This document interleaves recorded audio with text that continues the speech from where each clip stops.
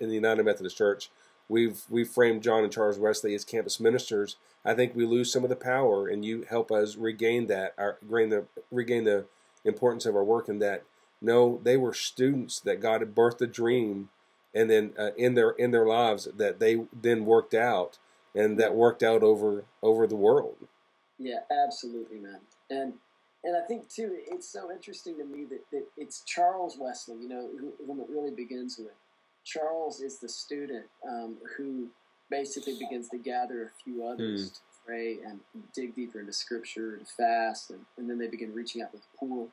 And then John Wesley, who's known as the father of Methodism for good reason. I mean, but he comes into that after this little club has already begun.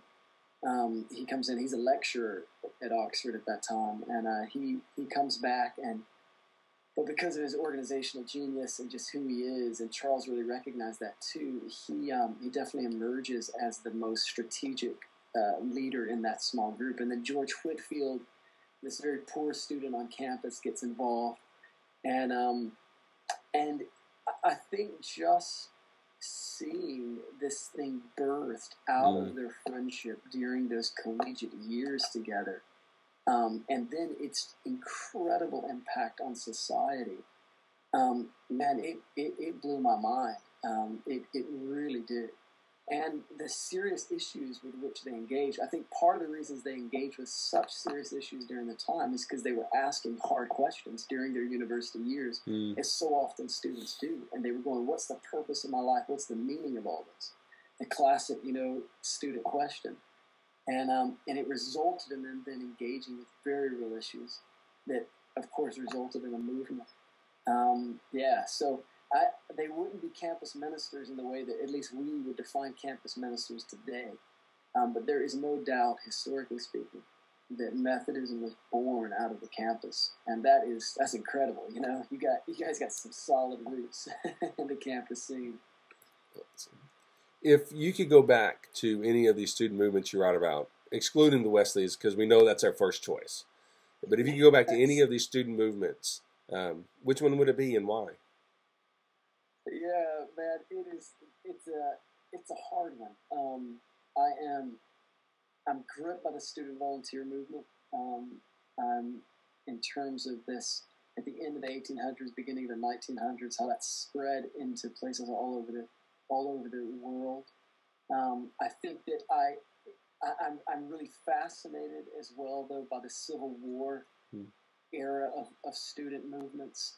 How that there were campuses on both sides of the conflict who were experiencing profound moves of God, which in time resulted in soldiers on both sides of the conflict experiencing profound moves of God.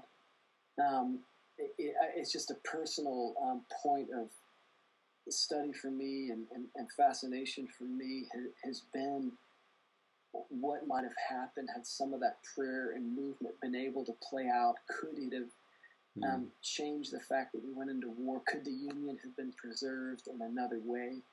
Would students have had a strategic role in that because of the positions of influence in society that they would be going into, as opposed to going into war? Could they have shaped society in a different direction? I think I'm especially interested in that because, of course, our hope is that prayer changes things, and that prayer does prevent tragedy, and prayer does make a difference. And I think it did make a difference during that era. I think the question I'm asking is, could it have made an even greater difference? Wow. But as I talk about in the book, instead of interpreting awakening and revival as mercy, a lot of these guys begin to interpret it as favor for their political position. Wow. And it kind of emboldened both sides instead of made them more humble. And Lord knows what a little dose of humility could have done in a situation like that. Personally, man, that's a fascinating period for me. I don't know what it would have actually looked like, but I'd be interested to know. Heavy. Yeah, it is, man. So you're touring now with a friend. You're going around.